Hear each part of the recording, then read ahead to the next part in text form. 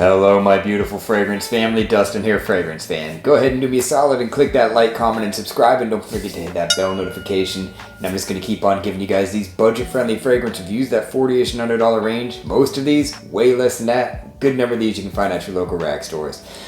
Today I got another one that's kind of been a long time coming because I've heard a lot about it, been keeping my eye out for it, and I found a plethora of good fragrances, so I ended up scooping this one up. I'm jumping the gun a little bit, but I'll make it up to you guys because, like I said, I don't really like doing reviews, especially full reviews on a fragrance if I haven't wore it like multiple times. But I have worn it a couple times, and I do plan on coming back and revisiting all of these in this specific lineup to let you guys know a quick overview of if they morph or anything like that, and the longevity on these fragrances overall. And that's going to be soon. It's not going to be too long from now. But without further ado, let's jump into the one that we're talking about now, and this is Milestone's Amber Sun from the Velvet Collection with that nice velvet lid. These atomizer lids on these things are actually really nice. The ones that are Tom Ford are hit or miss. Those things are like slide on nice or just like not at all, like the hole's too big. But these ones kind of like push on almost like a hydraulic. Very nice, snug, and very nice. It's like the presentation's a little nicer. Sometimes this little plaque can be crooked or whatever, but it's $15. And along with a good presentation, you get, of course, an atomizer that's made to perfection. So this has a unique top note of vanilla, and you definitely get a good dose of that vanilla. I don't know if that's the top note that they list in here. I'm sure that it is because they are cloning Dolce & Gabbana's Velvet, the Amber Sun, and their Velvet, whatever it's called. I'm not thinking right. But anyhow, you know what I'm talking about. It has the top note of vanilla. It's creamy from that sandalwood. This also has tonka bean. It's also got some spice in it. It's got a little bit of black pepper. It's got some coriander in here, and I think there's some cardamom. I'm pretty sure there's cardamom in this.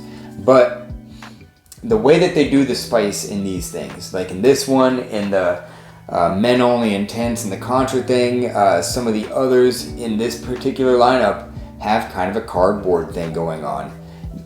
It's not bad, it's not good, and it doesn't really take away from anything in this. Maybe mildly, but it doesn't really change this fragrance too much.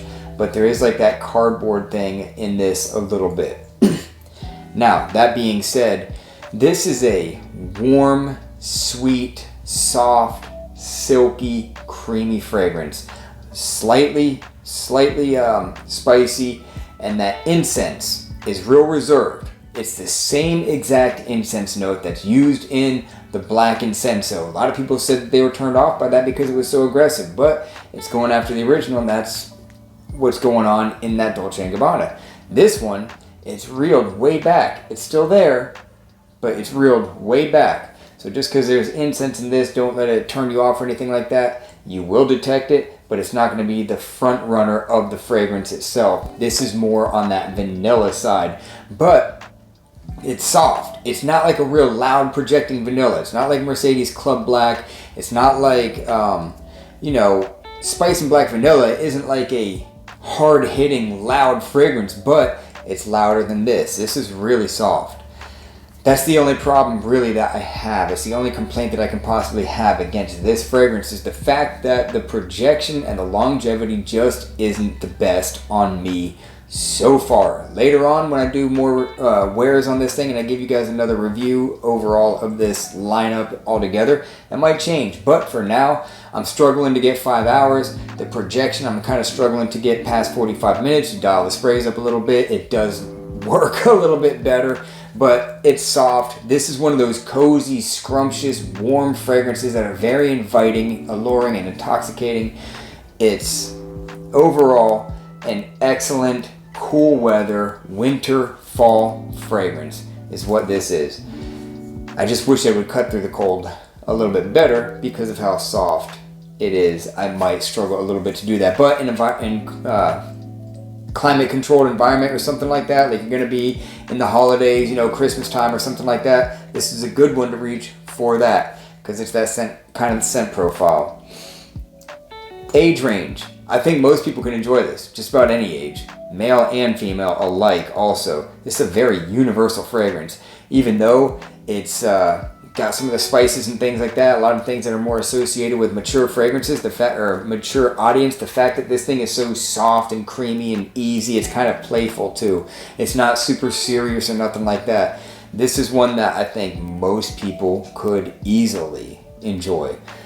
Overall rating, scent profile alone would be a 7.5. Just the scent profile alone. But the fact that it doesn't perform very well, I'll give it a 6.5 because I'm struggling to get that average amount of desired time. But amazing smelling. It's worth looking for, and if you see it, it's definitely worth picking it up because you're smelling like luxury. $15.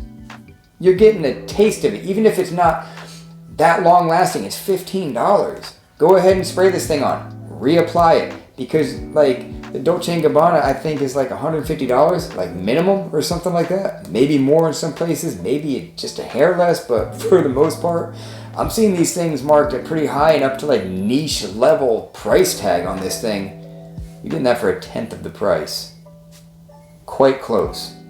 So they're really doing an amazing job. I'm loving these fragrances.